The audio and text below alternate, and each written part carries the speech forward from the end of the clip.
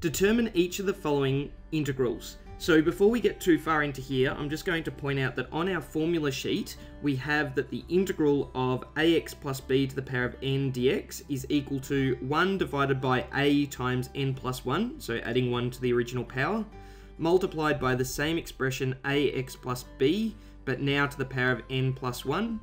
And then we get a plus c, which is a constant of integration.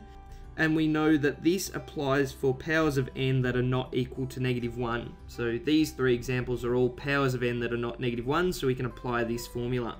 So for a, we have the integral of 2x plus 7 to the power of 4 with respect to x.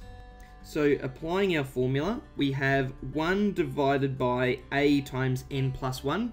So our a value is the coefficient of x, which is 2. We multiply that by 1 added to the power, so we go 4 plus 1 is going to be 5. And then that's still going to be multiplied by 2x plus 7 to the power of n plus 1, so 4 plus 1 gives 5. And then we can't forget the plus c, which is the constant of integration. So in our next step, we'll just clean this up. So 1 divided by 2 times 5 is simply 1 over 10, still being multiplied by 2x plus 7, now to the power of 5 plus c. So that is the answer to part A of this example. So for part B, we're going to apply the same formula, but we're going to have an extra step involved. So this is going to equal, and the first thing we can do here is remove the constant that's multiplying this fraction, so we can have 2 times the integral of, and then this would be 5x minus 4. And now our power, instead of being 3 in the denominator, we can turn it into -3 in the numerator. So that's one of our index laws that we can apply here, so that we can reveal what the actual value of the n or the power is. So next up, we apply our formula. So we're going to have that this is equal to 2 times, and then we have 1 divided by a, which the a value is 5 for this question. That's the coefficient of x. Multiplied by the new power when we add 1 to -3, and just be careful here, we get -2, and then that would still multiply 5x minus 4 to the power of n plus 1, which is the -2 we were just talking about before, and we'd still have plus c, which is the constant of integration. In our final step, we'll just simplify this down a little bit.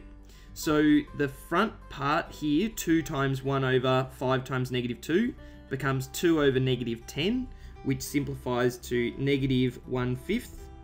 And then we'd still have 5x minus 4 to the power of -2 plus c. And that is the answer to part B of this example.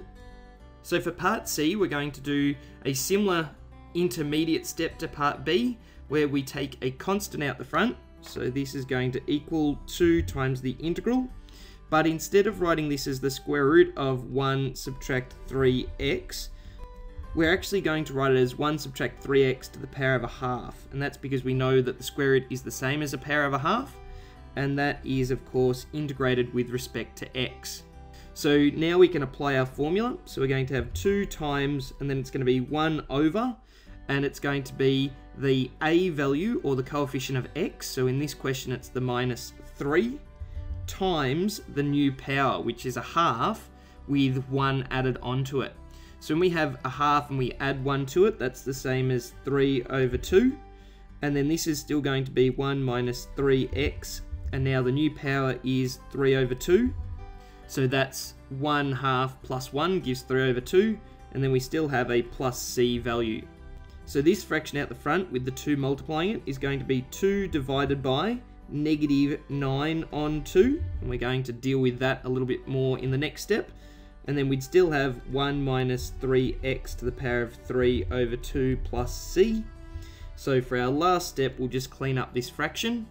So this fraction 2 divided by another fraction is the same as 2 over 1 multiplied by the reciprocal, which is 2 over -9. So all up, that's going to give us 4 over -9. So as our final answer, we'd have -4 over 9 times 1 minus 3x to the power of 3 over 2 plus c. So that is the answer to part C of this example.